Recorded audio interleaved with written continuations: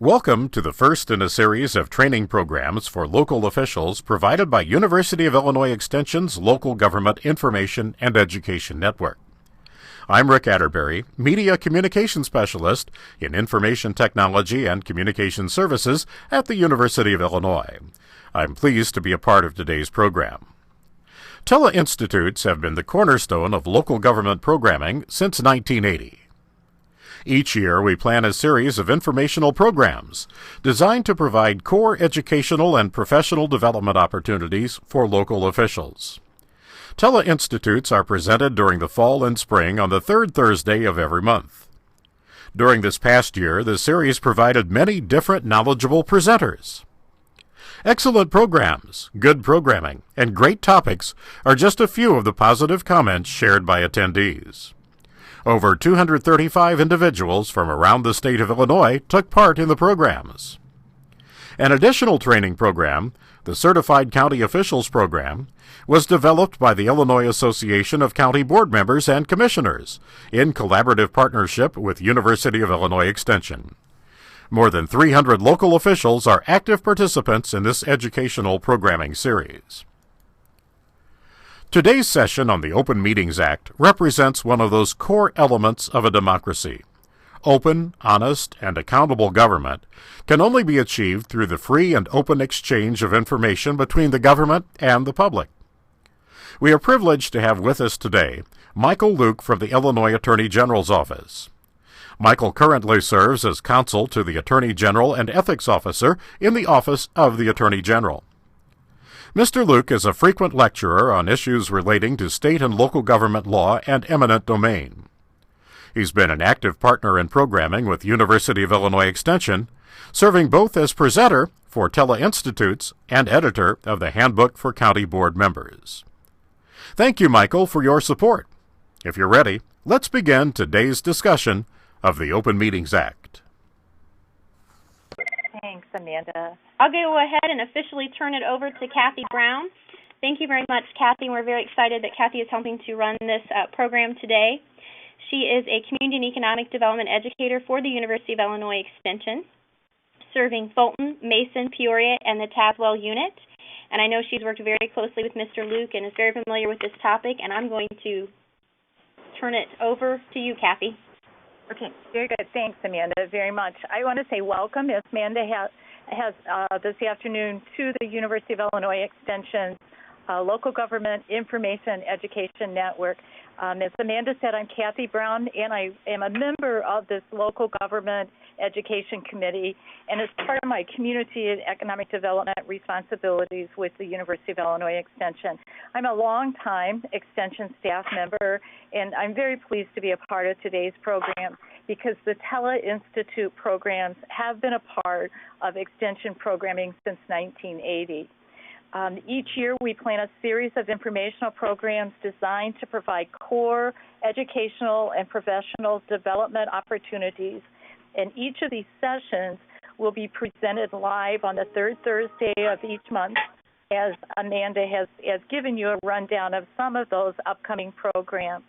This year is the first time that we hope to be able to provide to you a recording of each of our sessions so that local officials who cannot attend the 3 to 5 time slot will have an opportunity to participate or listen to the content via the recording. So watch for more information on how you might access the recorded program in the near future. My role as the facilitator today is really to facilitate or monitor that chat space. Amanda mentioned that you do have an opportunity at your sites. If you have a computer screen and you're watching this live, we're going to be monitoring that chat space, looking for your questions as Michael Luke is presenting. And our role, Amanda's role, my role, and we also have a gentleman here in the studio, Tom Ward, who's going to help us to monitor your questions so that we can bring them forward into the presentation. We will have times during the program that we will go open up the mics and allow for questions. And as is suggested in the introductory sheet, we're going to ask when you have a question to open your mic and ask your questions. Introduce yourself by county and name, and then after you've stated your question, to be sure to put your mic back on mute, because we are recording. We want the quality of the sound to be as good as possible, and it also helps in clarity for those who are listening to the program live. Today's session on the Open Meetings Act and freedom of information represents one of those core elements of a democracy. Open, honest, and accountable government can be achieved only through free and open exchange of information between government and the public. We're privileged today, I think, to have Michael Luke from the Illinois Attorney General's office, where he currently serves as counsel to the Attorney General and ethics officer in the Office of the Attorney General. Mr. Luke is a frequent lecturer on issues related to state and local government and eminent domain. He's been a strong partner in programming with University of Illinois Extension, and we thank him for that support.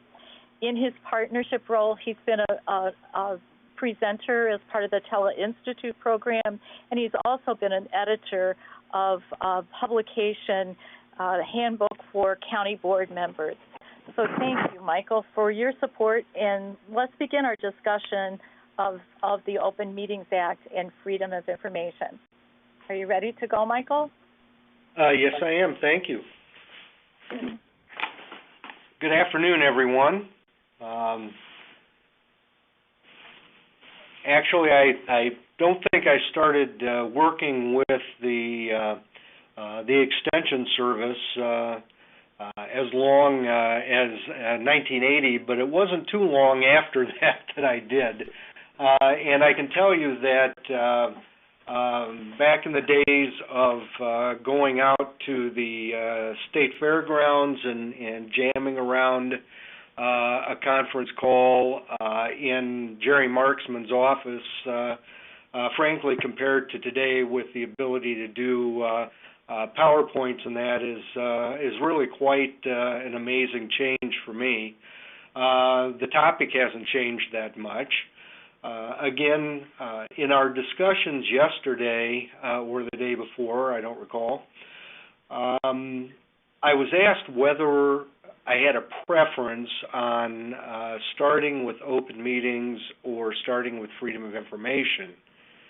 I opted for the Open Meetings Act because, again, with local officials, and I know we have a lot of county board members present, open meetings is an issue or a series of issues that you deal with, whether it's on a monthly basis or a semi-monthly basis or a weekly basis. And freedom of information, while it is important, generally requires less direct involvement by county board members, city council members, etc.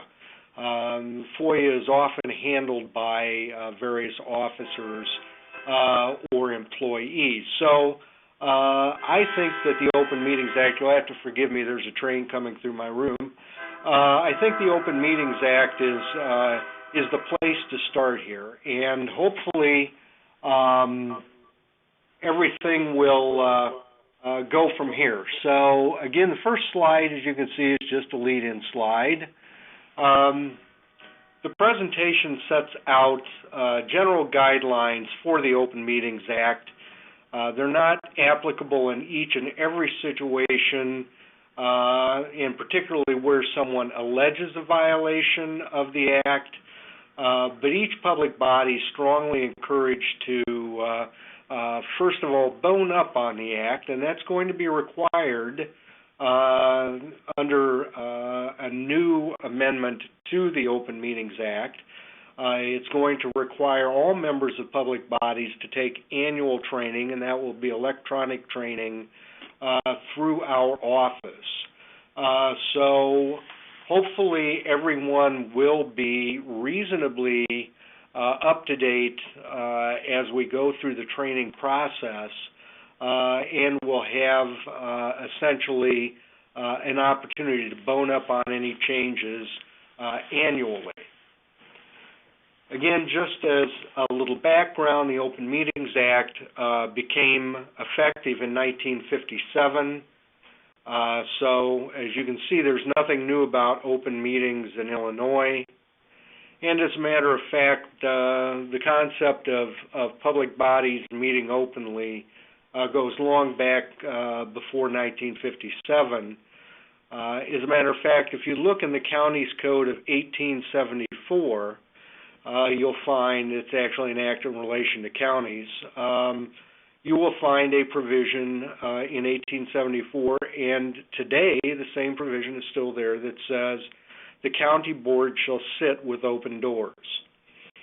What the Open Meetings Act does is recognize, well, it does a couple of things. It provides requirements for notice, because the public has a right to attend meetings, to view what's going on when it's Public Bodies Act. And it also provides several exceptions that, but for the Act, you wouldn't be able to hold a closed meeting. So, again, the open meeting concept is not new in any way. Of course, at the time the county's code was enacted in 1874, when people met, they met in person. There wasn't, certainly there may have been a handful of telephones in some of the well-off families in a more urban locale, but there certainly was not coverage for telephones, for example, much less email and electronic tweets and things of that sort. So, again, the original concept came about in a situation where, for all intents and purposes, when members of a public body gathered, they gathered physically in a single location because it was the only way they could conduct business. Technological changes over the last 100 years or so have made that much more complex, and we'll talk about that as we move along. What is a public body under the Open Meetings Act? And again, the Act is applicable only to public bodies. There is a list of public bodies in the statute that includes such things as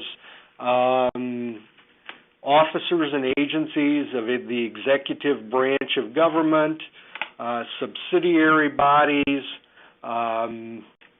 advisory bodies, and there are some exceptions, but generally speaking, the definition of what is a public body is very inclusive. It really excludes only two branches of government. Of course, we only have three, so it does exclude the judiciary because, frankly, the judiciary doesn't really meet as a body to conduct what would amount to either legislative or executive functions. It's a judicial branch. It tries cases, hears evidence, etc. It's not a public body. And again, the General Assembly itself is exempt. Now, a lot of times people crab about that. The fact is that under the Constitution there are fairly significant requirements that the General Assembly meet openly. There are some exceptions. Again, there can be votes held to close meetings, and oftentimes, or generally speaking, I suppose, those caucuses of the General Assembly where so much business is done are often closed to the public. So when we talk about public bodies, though, on the executive or local level, we're talking specifically about counties, townships, municipalities, incorporated towns, special districts such as mosquito abatement districts, transportation districts, etc. All of those entities, as well as their subsidiary bodies, are going to be considered public bodies. Now, if you're looking at the slide now, you'll see really If there is a question as to whether a particular body is a public body, the factors that are considered will include who appoints the members. If the members of a body are appointed by another public body, in most circumstances that will be a subsidiary body of the principal body. What are the entity's assigned duties? Again, are they public in nature? Is the subsidiary body or possible subsidiary body accountable to a larger public body? Committees, again, advisory bodies. Does the entity have a budget? A public body does not have to meet each and every one of these criteria to be a public body. Again, in many cases, a public body that is appointed by another public body and that is accountable to the other public body is going to be considered a subsidiary body or advisory body, regardless of whether or not it has a budget or whether it expends tax funds or anything else.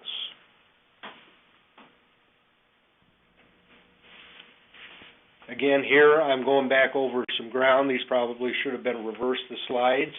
The state, again, excluding the judicial branch and the General Assembly, school districts, counties, municipalities, committees and subcommittees of those bodies, as well as advisory bodies of these bodies are all considered public bodies, and as public bodies they're going to be subject to the Open Meetings Act.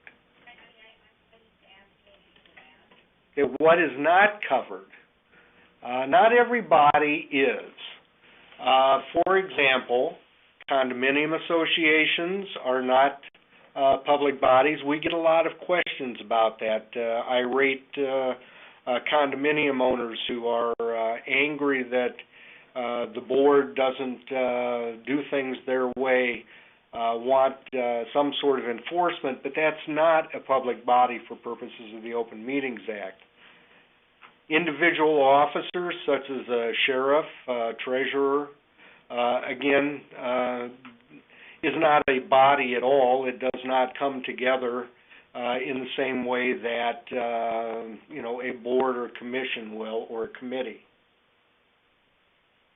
Not-for-profit organizations, generally, even if they receive a fairly significant amount of public funding through contracts or grants, are not ordinarily public bodies and do not have to comply with the Act.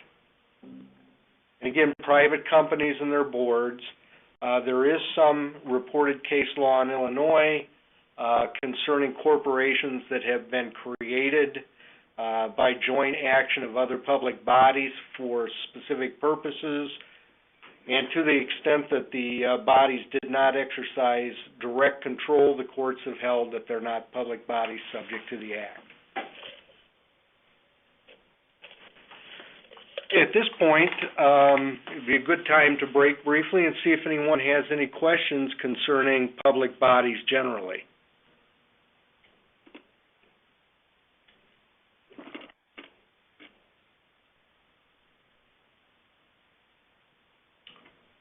Nothing? Well, if not, I'll take that as a no. Let's move on then to what is a meeting, because... I'm sorry. Mike, sorry about that. I hit the wrong button to unmute. This is Knox County. I got a real quick question. Sure. Political parties, central committees of the established political parties, those are not considered public bodies. Is that correct? That is correct. Central committees, precinct committees, things of that sort that exercise purely political functions are not. I do have to give one proviso on that, though. In some circumstances, as I'm sure we're all aware, persons who serve on public bodies are also active in political parties. And there can be circumstances where a caucus that would include a majority of a quorum of a public body, which is discussing some matter that's germane to that public body, could violate the Act even though it's under the auspices of a political meeting. And we can talk about that a little bit more. Political caucuses on the local level are a real problem. At least when we talk about, a city council or a county board, the members of which, where it's particularly closely evenly divided. When the members gather together to talk about appointing someone to fill a vacancy, it often crosses the line between political and governmental. So there are circumstances where you have to be pretty careful about that. Does that help?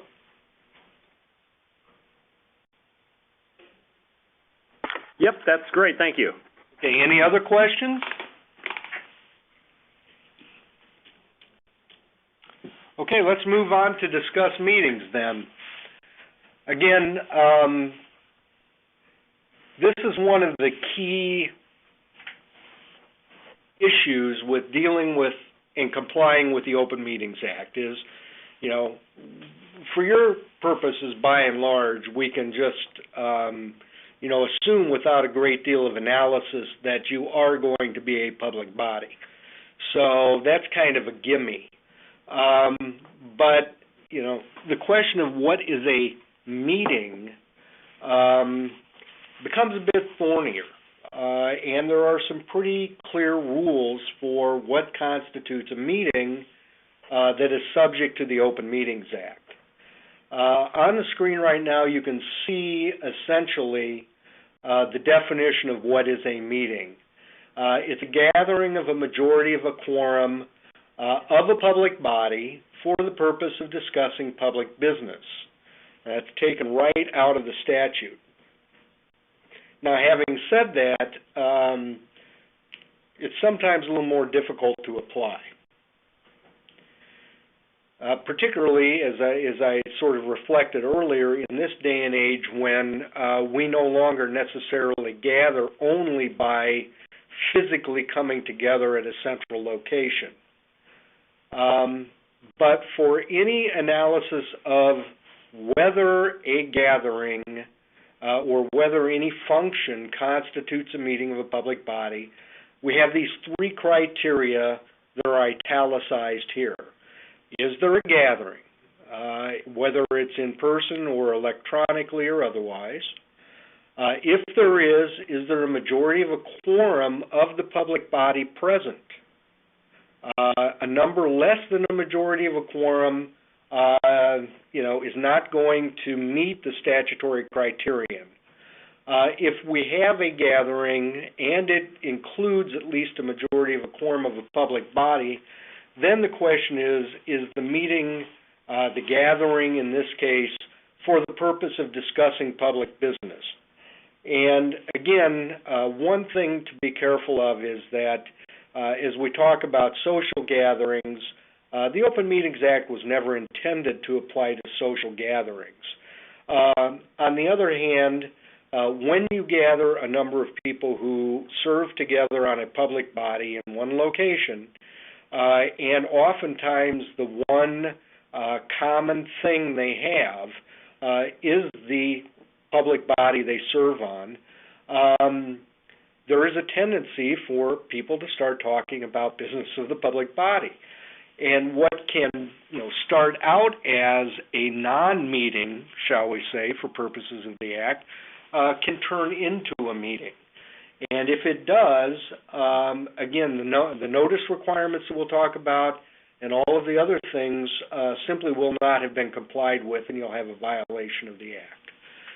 So again, if you remember the three criterion, a gathering, and we'll talk about electronic gatherings, in which there's at least a majority of a quorum of a public body at which public business of that public body is discussed, meets the definition of meeting.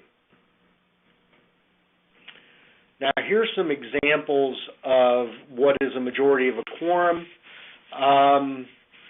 This particular slide show wasn't prepared by me, so I found rather humorous the asterisks note that we don't have half persons included in the quorums. Frankly, I've worked in local government before with local government, and I've known a lot of people who were sort of half people, but again, we don't count them for that purpose. What generally majority of a quorum is simply half the members plus one. So with 13 board members, again, half would be, or the closest thing to half would be 6. So we move up to 7. The quorum is 7. Ordinarily, a public body, especially a county board, can conduct any business when 7 members are present that doesn't require a supermajority. And of that number, 4 members constitutes a majority. So under our definition of a meeting, if we have a gathering of 4 members of a 13-member county board, and they discuss public business outside of the public view, we're going to have a violation of the Act. There is a special rule for boards of 5 that was essentially passed a few years ago. Townships were very concerned that, with a 5-member board, the quorum was 3, and a majority of the quorum was 2, which meant that no 2 township members theoretically could meet on the street and discuss public business. The General Assembly resolved that essentially by now requiring that there be at least 3 aye votes in order to pass any business, although the quorum is still 3. For all intents and purposes, the majority has been moved up to 3. So again, the true majority of a quorum, which would be 2 members of those 3, cannot take action in a 5-member body. Now, that shouldn't apply to any counties. I believe 6 was the smallest number of county board members anywhere in the state, and it might have been Putnam. So the 5 will not. But with townships, if any of you are also township board members or supervisors, there's a different rule. Now the last, the 3, 2, and 2, this becomes a real issue with committees, because when you count the quorum or the membership of a committee, it's based upon the number of members of a committee, not the number of members of the principal body. So if you have a 3-person committee, the quorum is 2. Again, ordinarily 2 members can take action if 2 members are present, but a majority of a quorum is also 2. And that means that technically 2 members of a committee cannot speak about committee business outside of the public view unless they comply with the requirements of the Open Meetings Act.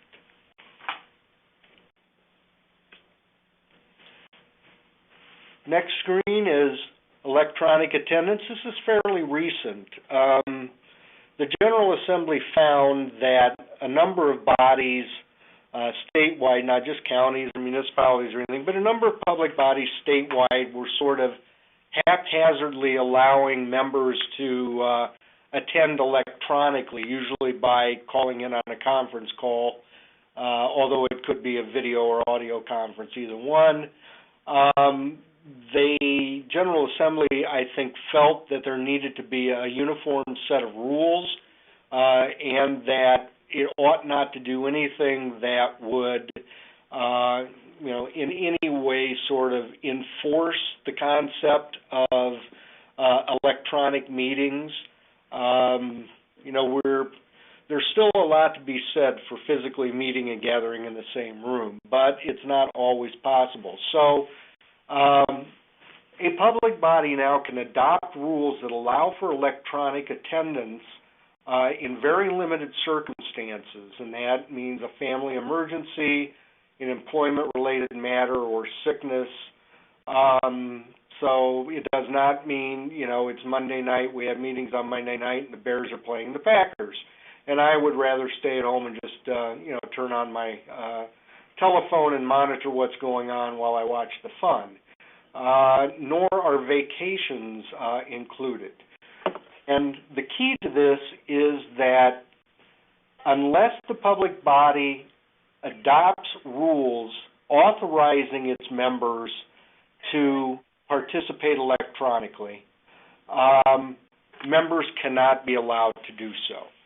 So initially, a public body needs to consider whether or not it wants to allow electronic attendance.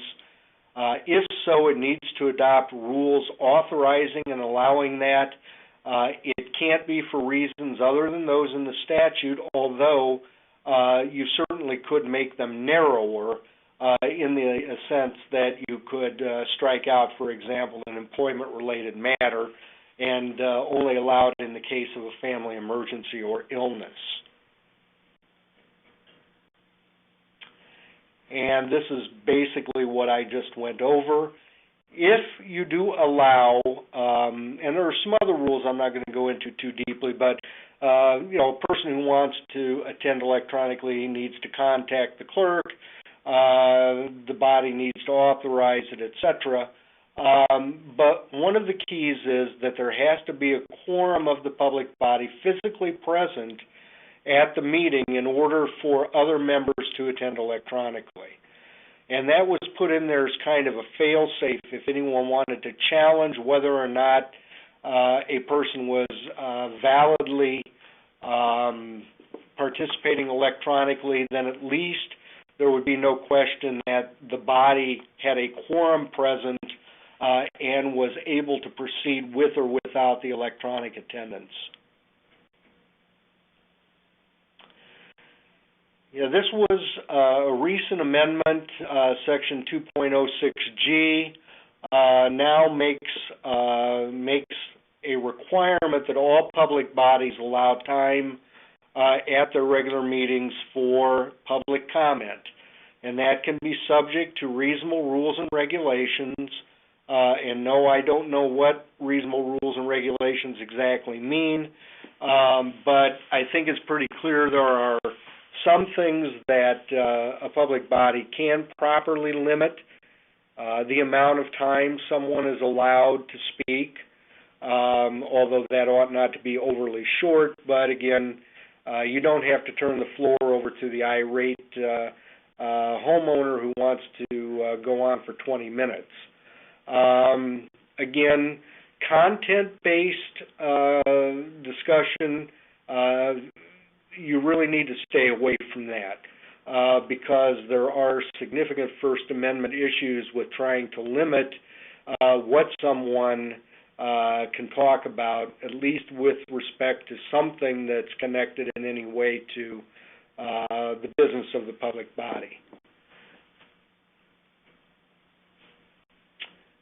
And here we go. This is, again, the amount of time a citizen may speak or other matters relating to decorum and procedure. I mean, the real key to this is a decorum issue. Public bodies need to have essentially, relatively strict guidelines in terms of maintaining the decorum so that they can conduct their business, easily and appropriately. So you really can't have, or shouldn't have, or don't want to have people popping up all of the time in and out during the middle of someone's comments from the board, yelling comments and things of that sort.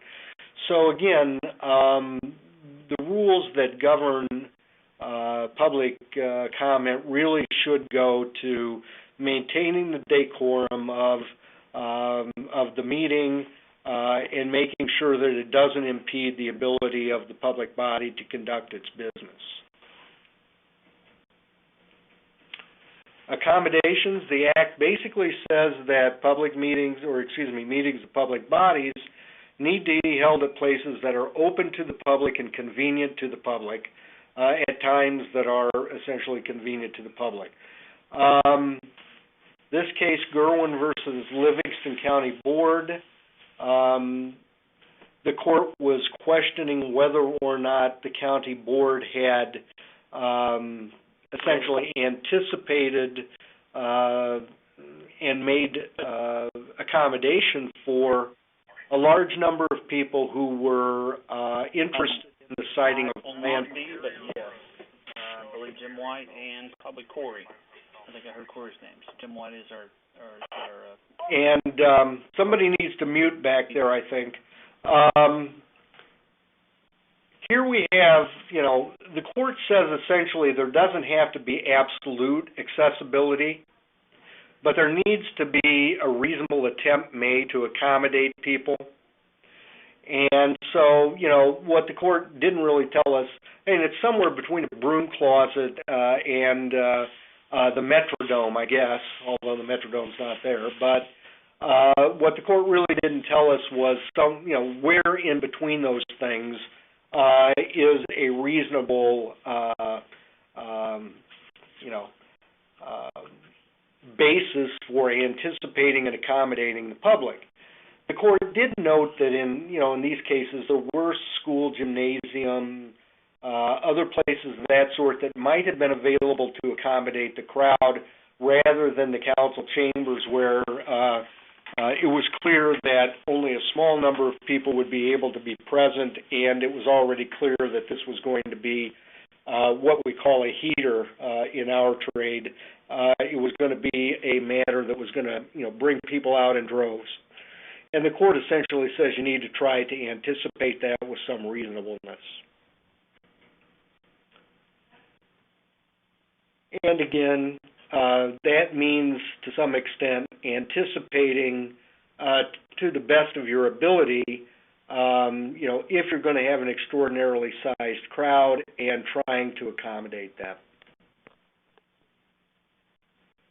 Again, when the meeting here, we talked about social gatherings earlier. A social gathering, even if all of the members of a particular board are present, does not mean it's a meeting. On the other hand, it can turn into one when at least a majority of a quorum begins to discuss public business. So proceed with caution at those particular gatherings. And I'll also, out of experience, mention that there are certain entities and bodies that I'm aware of and have run into over the years who may, after, let's say, a board meeting adjourns, saunter across the street to the local watering hole and all sit down to have a little liquid refreshment. It may be that all that those members are discussing is local football or some sort of the crops. Well, everybody's discussing crops now in the rural areas, things of that sort. But when people see the entire village board sitting together at a table at the watering hole, gathered together, what they're going to think. And so in this case, appearances, can be problematic. And I seem to be getting a little ahead of myself here, but beware of the appearance of impropriety. And again, strive to go beyond the minimum requirements of the Open Meetings Act, which means just, exercise your common sense. Most people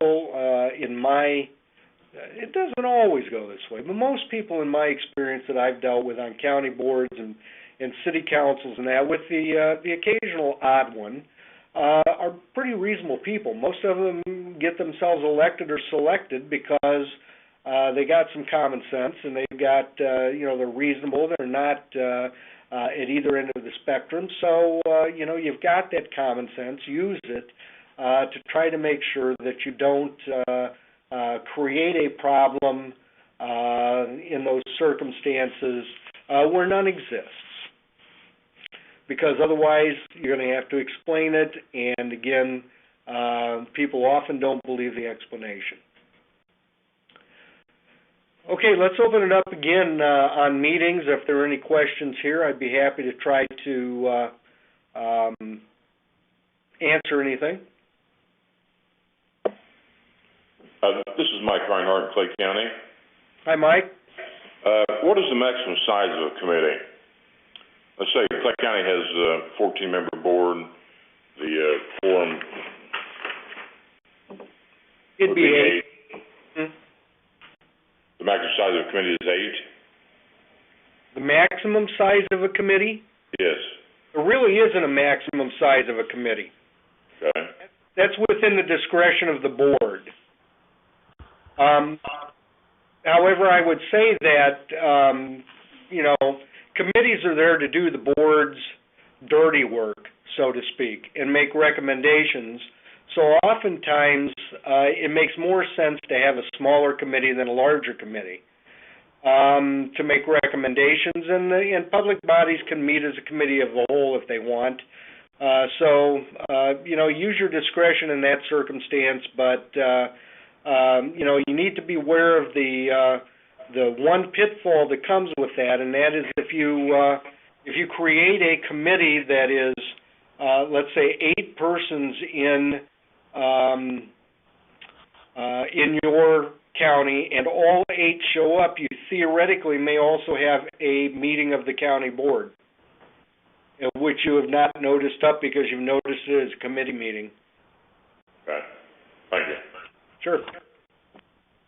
Marilyn Shippert, Lee County. Hi, Marilyn. Hi. My question concerns the public comment. Is there a specific time during the meeting that it should be allowed, or can we conduct all our business and then at the conclusion of our business say, anybody want to comment? The Act does not specifically state that public comment must be allowed at any part of the meeting, only at some time during the meeting. So yes, there would be nothing, and I think a lot of public bodies are scheduling public comment at the end of their business meeting. The one thing I would note in that regard is that, depending on what business the county board is taking up, in some circumstances, there could be times when you would want specific public comment on a specific issue while you're discussing it. But, as for the general people who just want to complain or whatever, you could put those at the end of the meeting. Okay, thank you.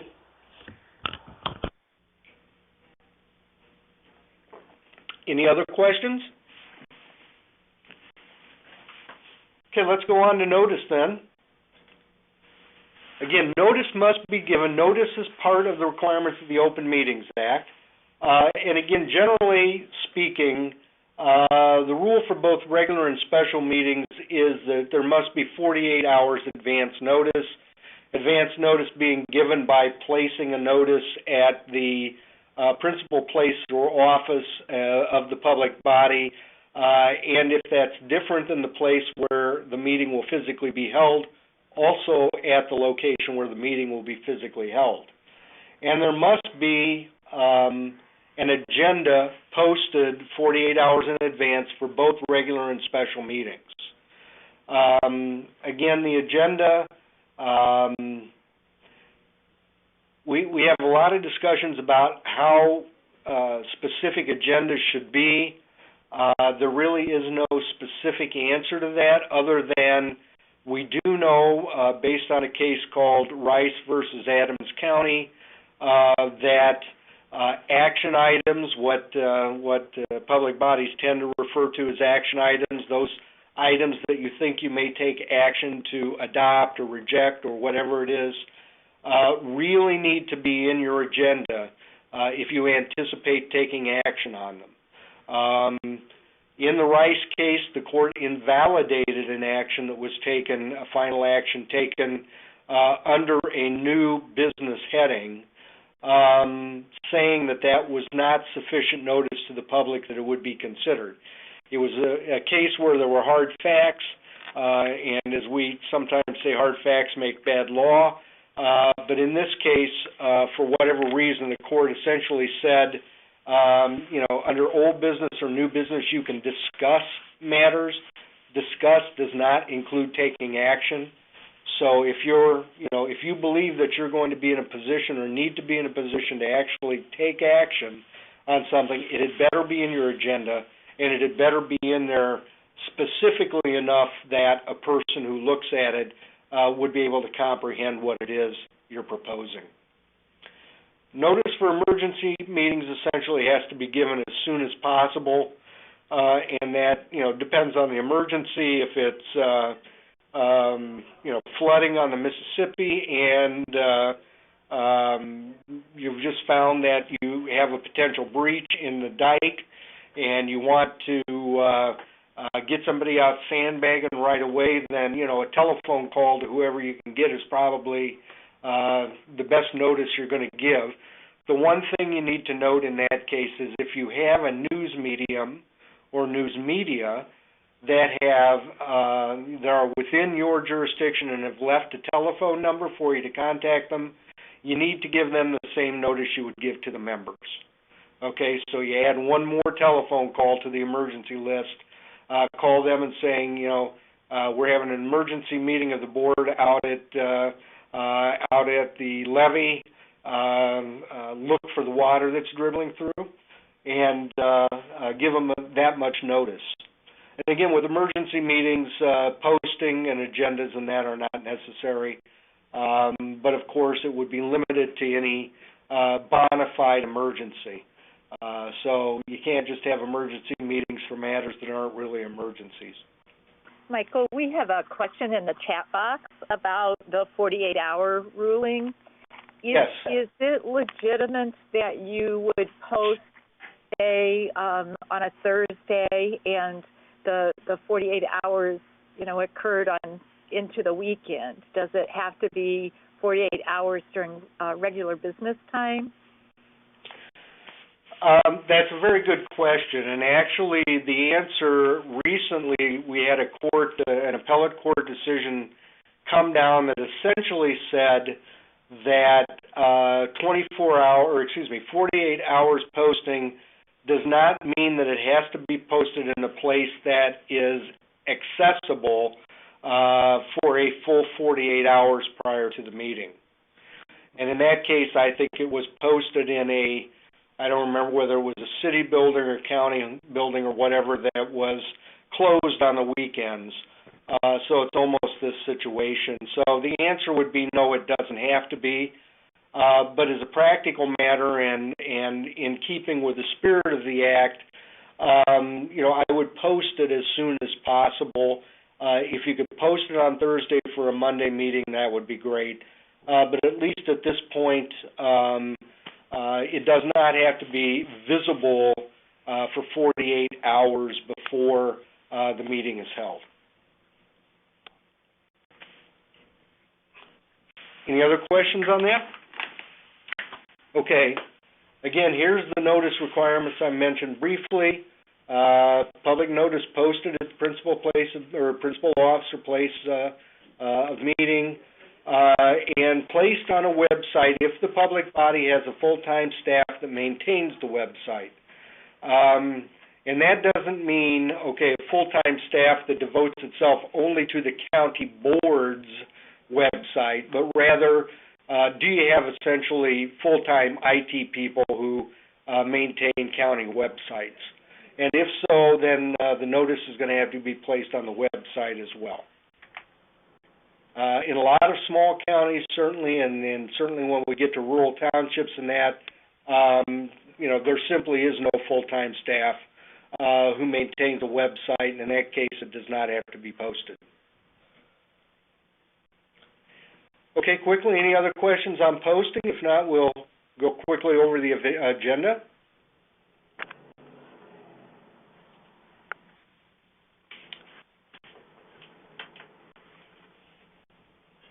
Okay, I've touched on this a little bit already. Agenda is there really for two purposes. One, to order the public body's meeting in such a way that it has a defined pattern and method for approaching business. It also is there to give notice to persons who are attending matters that the public body anticipates taking up. Again, with respect to final action, specificity is going to be a key.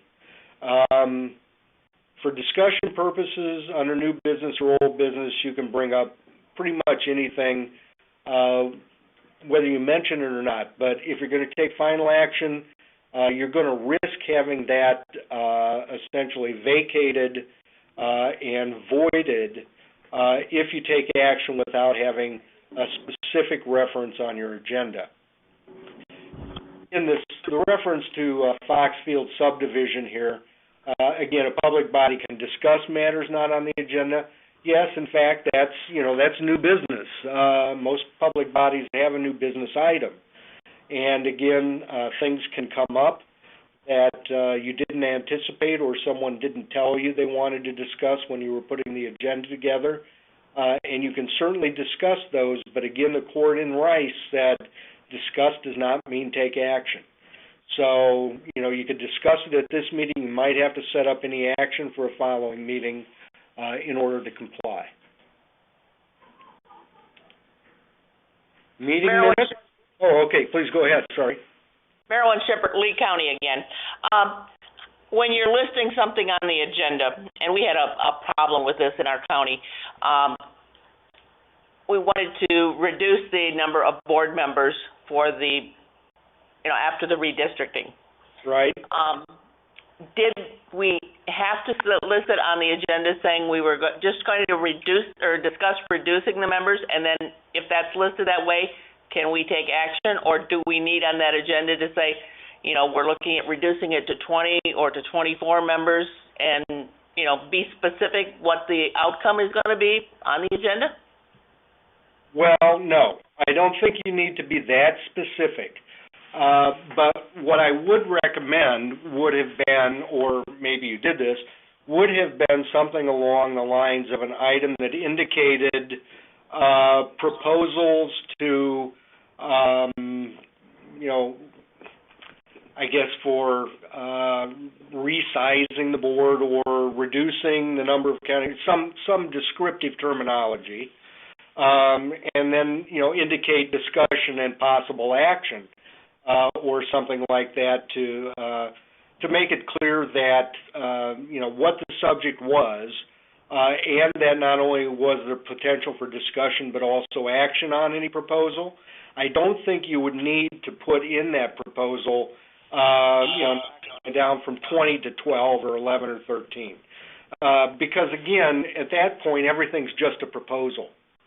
And it could be that you start out with that and somebody, makes a motion to amend it, to reduce it less or more or, to increase it or whatever. So I don't think that type of specificity would be necessary, but I do think there needs to be sufficient specificity so that a person who looks at the agenda item understands the basic, discussion that's going to be held. And the possibility that the board may take some action on it that evening.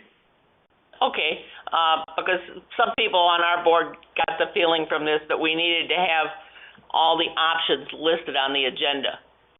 No, I don't think that would be necessary because, again, if you had at a previous meeting, let's back up slightly. If at a previous meeting you had come up with a proposal in the form of a resolution or ordinance, and then you set that for action at the next meeting, at that point I would say I would attach the ordinance to the agenda, because at that point you have a specific matter that the board has decided it is going to act on. Okay, but in that case I would say specificity, I would include it in the package or attach it. But if you're still just throwing out proposals, then I don't think that you would need to go that far. Okay, but you could discuss, if it's listed on the agenda that you're going to discuss downsizing the board, you could discuss it. A motion could come from the floor and act on it as long as it's been listed that it is going to be discussed and possibly acted upon. Yeah, I think the key is to make the public aware that there is a possibility that some action on that topic will be taken. Okay, thank you. They can then be there if they want to be present for that. Okay, thank you. Michael, this is Kathy, and there's a couple of comments that have appeared in the chat box that I want to bring forward at this time. There was a statement made asking if there are guidelines when a meeting gets to a point where, you know, there's so much discussion that you can't go on with the business, is it appropriate to close the meeting even if all the items have not been covered? So I think they're saying closed, adjourned maybe is what they're referring to, but suggestions on how to handle that, I guess, appropriate ways to handle that. Okay, would that be a situation where, for example, you know, discussions took far more time than was anticipated, and therefore you can't get through the full agenda? That's what I'm reading this to interpreting as, yes. Yes, in that case, actually, the public body can ordinarily go ahead and, I wanted to see if the terminology here was adjourn, because adjournment has, in some circumstances, you know, a meaning, a legal meaning, particularly with county boards, that you don't want to do, to get into too deeply. And I'm looking exactly what, on the notice requirements, if you could give me just a second, I'm running that down. I think really what you would ordinarily do, or what I would recommend doing, is adjourning the meeting and then scheduling it to reconvene at a specific time and place, and announcing that, because that will do away with the need for separate notice. So yeah, it's really reconvening. It's not adjourning in the sense that you're closing the meeting. It's really continuing and reconvening the meeting at a later time. And yes, that's perfectly permissible. I mean, the public body is not obligated to get through the agenda on a particular day unless its own rules or Robert's rules or something would prohibit it from reconvening a meeting at a later time to continue the business that was begun. Very good. And then is there ever a time when a notice would require a longer time period? One of the participants had thought that there was a requirement of 72 hours of notice.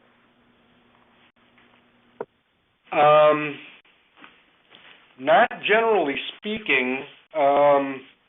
48 is the basic notice period on this. Now, there could be, you know, a circumstance where another statute might require 72 hours notice. But I'm not aware of anything other than the 48-hour notice provisions in the Open Meeting Act itself.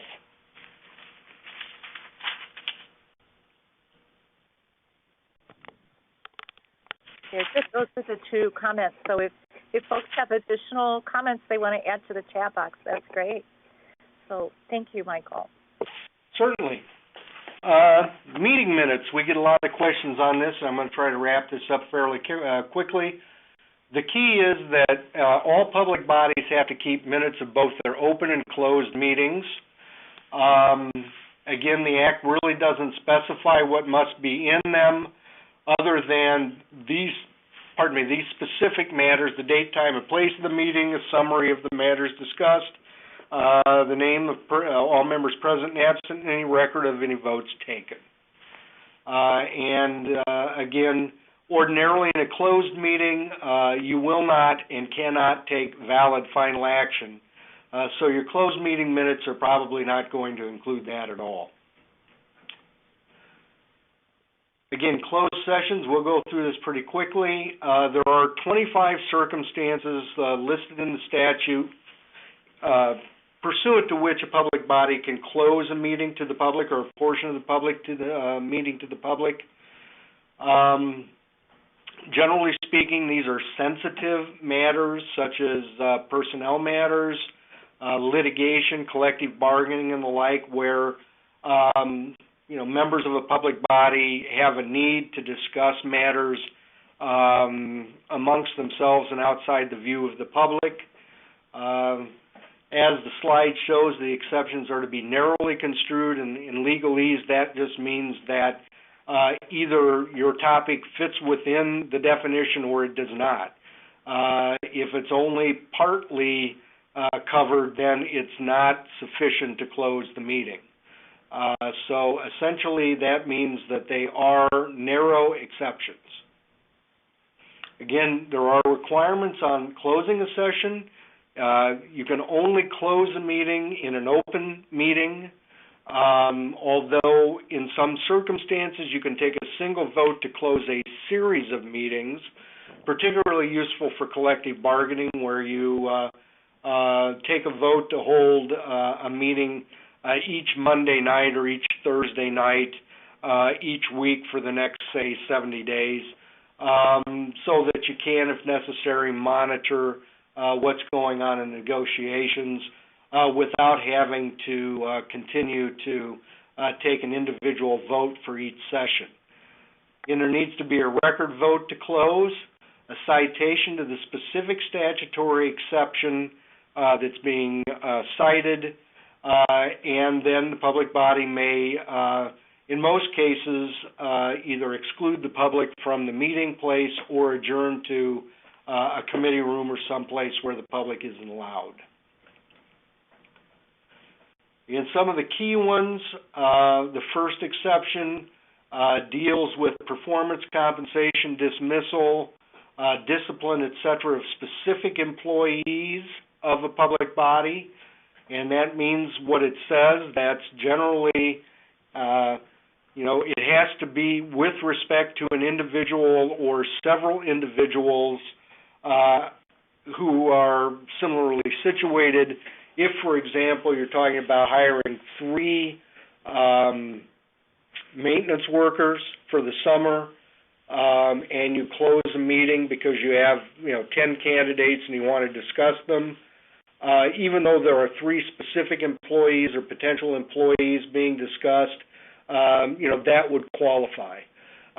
What this isn't useful for and isn't intended for is things like discussions of personnel matters in general, complaints about certain offices, but not specific employees, etc. Litigation, again, in the case where litigation's either been filed and is pending, or it's probable or imminent, and the public body finds that to be the case, it can close its meeting to discuss the litigation. And yes, you can certainly include your attorney, and ordinarily would want to include your attorney in those discussions. Those are 2 of the keys. There are a number of others that many of which are specialized that deal with things like educational matters. Again, collective bargaining, the discussion of negotiations for collective bargaining is a proper subject for a closed meeting. A decision whether actually to extend collective bargaining rights to employees is not. And again, there's a list in Section 2 of all of those exceptions. Again, there are a couple of requirements with closed meetings. Again, there have to be minutes. We know that.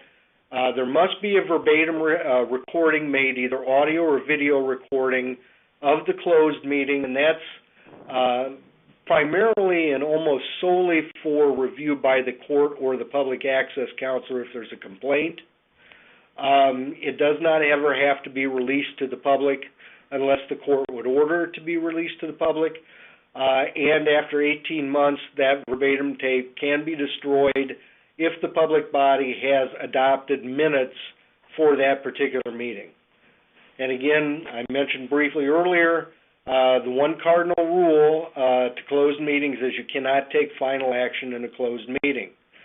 You can take straw votes, and often that is commonly done, where you're thinking about hiring somebody and you say, well, okay, which candidate does everybody like? And you raise your hand. You can take a straw vote and then go out and say, based upon, our discussions, I move that we hire so-and-so as the new maintenance man. But you can't actually take final action in the closed meeting. That has to be done in an open meeting, and it has to be done after sufficient information is given to the audience so that they understand what you're doing. Again, a public body just, should vote to adjourn the closed meeting when it is ready to retreat back into the open and call the meeting back to order. At that time, if there are matters that were discussed in the closed meeting that you wish to take action on, you can address those appropriately. Minutes of public meetings are open to public inspection only if and when the public body decides there is no reason to retain those confidentially. Some minutes I would suggest you may keep for a very long time, if forever. Those things where you have minutes of a meeting at which discipline of an employee was discussed, an allegation that was untrue. You may never want to disclose those minutes. On the other hand, if let's say the county purchased some property and there are minutes of the meetings in which the board discussed how much to offer, once the deal is closed, there's probably no reason to keep those open. So I would probably vote to open them up and put them in with the other meeting minutes, because twice a year the public body is has to under the Act, review its closed meeting minutes to determine whether there are any that should be reopened. So the more of those sort of housekeeping issues you get rid of, the fewer times you have to look at them. Enforcement, we'll run through this very quickly. Again, it is a criminal violation to violate the Open Meetings Act. It's a Class C misdemeanor. Only the state's attorney can initiate that. To the best of my knowledge, and I've been trying to verify this for some time, there's only been 2 prosecutions in Illinois, one of which was actually dismissed, pardon me, as part of a negotiated agreement to resolve some other issues. That was in Will County a few years ago. I believe there was actually a couple of convictions in St. Clair County back in the early 60s or 70s. I can't honestly tell you that a visit to the local pokey is likely if you post your agenda 42 hours in advance. But remember, the state's attorney is the final judge on that, so you want to make sure that if he or she is not your brother-in-law or sister-in-law or a close friend that you can trust, that that is a possibility. Again, civil penalties. Someone sues the county board in this case for a violation. The court can issue an injunction. Can mandate that the public body comply with the Act, order closed meeting minutes released, or void final action. And again, can give a party who challenges that attorney's fees and costs for the action. And again, the Attorney General, the Public Access Counselor, does have the authority to review complaints about violations or alleged violations of Open Meeting Act. And again, if a person submits a request within 60 days, then this office may proceed to review the request, ask for documents and information, and it can issue a binding opinion which would require the public body to do one of 2 things. It would either require the public body to comply in some way with the Act, which could be to release the minutes or to go back and take final action properly or something of that sort. If the public body doesn't agree, then its obligation is to go to court and challenge the Public Access Counselor's binding decision. Okay, and again, as you can see, we have a variety of things in office that we can do, but generally speaking, we're trying to remediate problems and ensure compliance, not any kind of punishment. So most of what we do is, if we find a problem, We point out what that problem was. We tell the public body how to avoid the problem in the future, and ask them to do their best not to violate the Act again. Obviously, if the same public body shows up on our doorstep repeatedly doing the same thing, then we'll probably escalate what we're doing. Okay, just a few things here. The Open Meetings Act is sort of a bare minimum guidelines. You can certainly discuss matters that you could discuss in a closed session. In an open session, nothing prevents that, although I would be very careful in disciplinary and other matters of that sort. And if you're concerned that you're doing something wrong, ask before you do it. Get your attorney or call our office or do something and we'll try to help you out. Again, up here you'll see Public Access Counselors Hotline. You can always feel free to call that. If you have a question concerning compliance with either the Open Meetings Act or the Freedom of Information Act, please give us a call and we'll give you the best advice we can and help you out and hopefully avoid having to deal with anything beyond that. Are there any final questions? If not, I think we probably have a short break here, or you'll have to tell me, Amanda, if I'm wrong. No, I think that would be great. We'll wait just a second to see if there are any additional questions. And Michael, are you back with us? I am. Okay, I think before we get started, we did have a question from the group, and I apologize, I didn't catch the name of the county with a question, but if you want to start us off with your question on Open Meetings Act, that would be great. Hi, this is LaSalle County. Yes, please go ahead. Could you tell us who exactly is allowed in an executive session? No. And I say that because the Open Meetings Act does not provide any guidance on that. So really the answer is pretty much whoever the public body wants to allow into a closed session can be allowed into a closed session. But I have to warn you a little bit about that because you have to be careful in terms of particularly if there's some matter that is hotly contested. If you decide to close the meeting and invite one side in but not the other, then you're going to have problems. But no, in fact, technically it is within the discretion of the public body whether to invite anyone outside of the body into a closed meeting, and if so, who to invite. Well, the other question is, can current board members who do not serve on that committee, can they sit in on executive session? Okay, that has become a problem in recent years, and I alluded to it earlier briefly.